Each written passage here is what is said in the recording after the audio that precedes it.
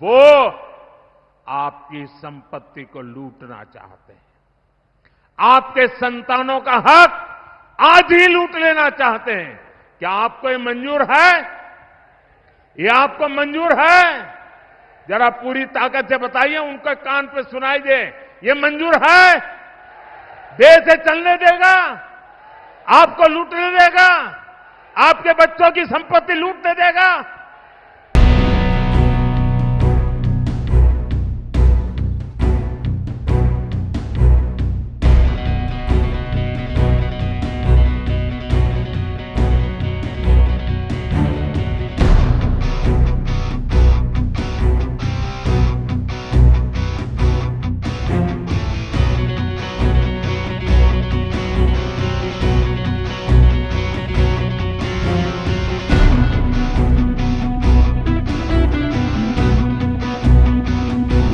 शाही परिवार के शाहजादे के सलाहकार, इस शाही परिवार के शाहजादे के पिताजी के भी सलाहकार,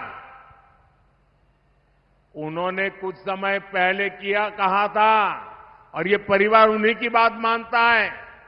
उन्होंने कहा था कि हमारा देश का जो मिडिल क्लास है, मध्यम वर्गीय लोग हैं, जो मेहनत करके कमाते हैं, उन्होंने कहा उन पर ज्यादा टैक्स लगना चाहिए।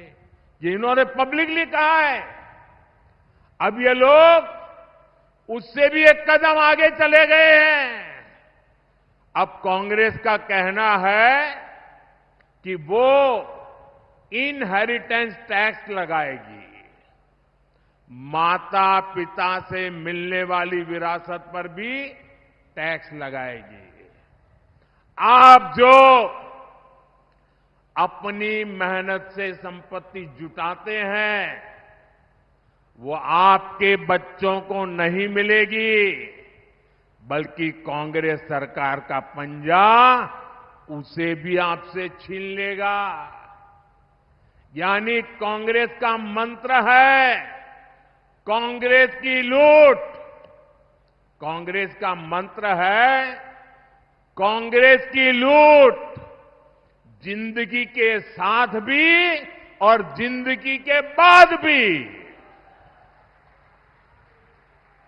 जब तक आप जीवित रहेंगे, कांग्रेस आपको ज्यादा टैक्स से मारेगी, और जब आप जीवित नहीं रहेंगे तो आप पर इनहेरिटेंस टैक्स का बोझ लाद देगी।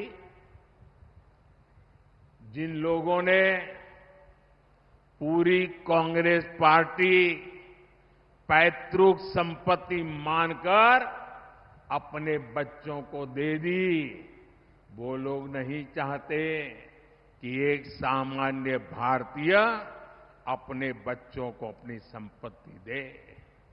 भाइयों बहनों, हमारा देश संस्कारों से, संस्कृति से उपभोक्तावादी देश नहीं है।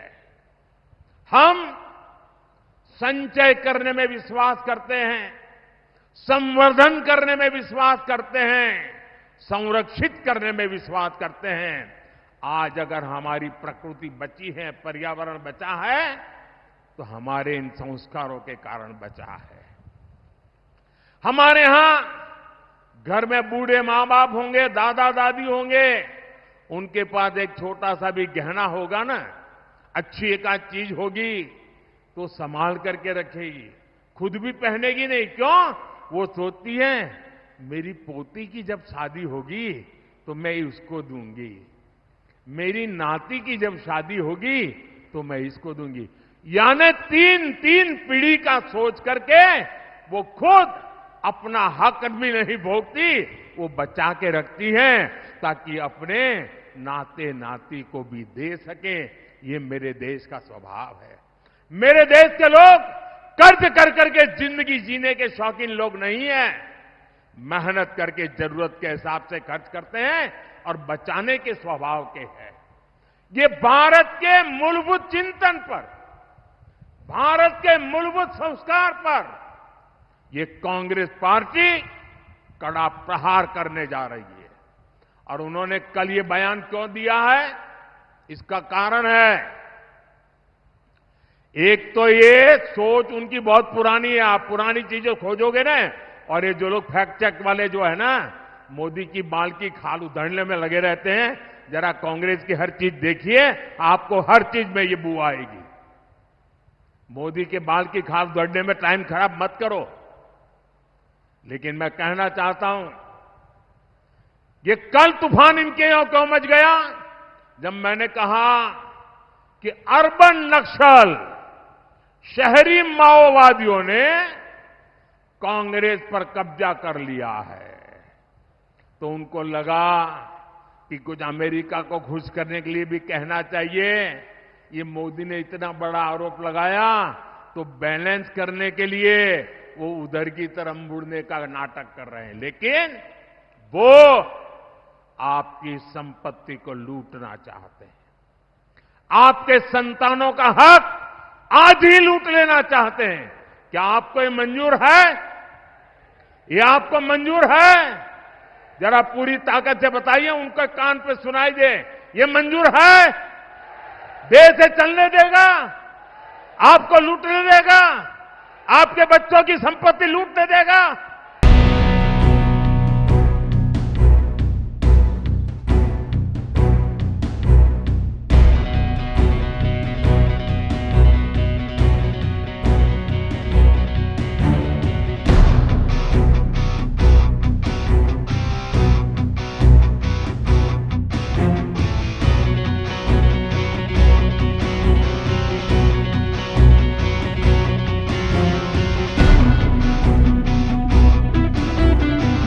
You know, Mr. Pitroda has been a friend, philosopher, guide, mentor to lakhs of people across the world, including me. He's also president of the Indian Overseas Congress. He's made numerous contributions to the development of India over the decades. Now, you know, he expresses his views on issues that he considers important very freely, and that's part of democracy. So he makes these comments in the US, he's made these comments in the US, while he's free to say whatever he has to say on issues on which he feels strongly, it's not always that he reflects the views of the Indian National Congress. And on this particular issue also, he's not reflecting the official position of the Indian National Congress. But I think what is happening is his comments are torn out of context and they are being sensationalized in order to divert attention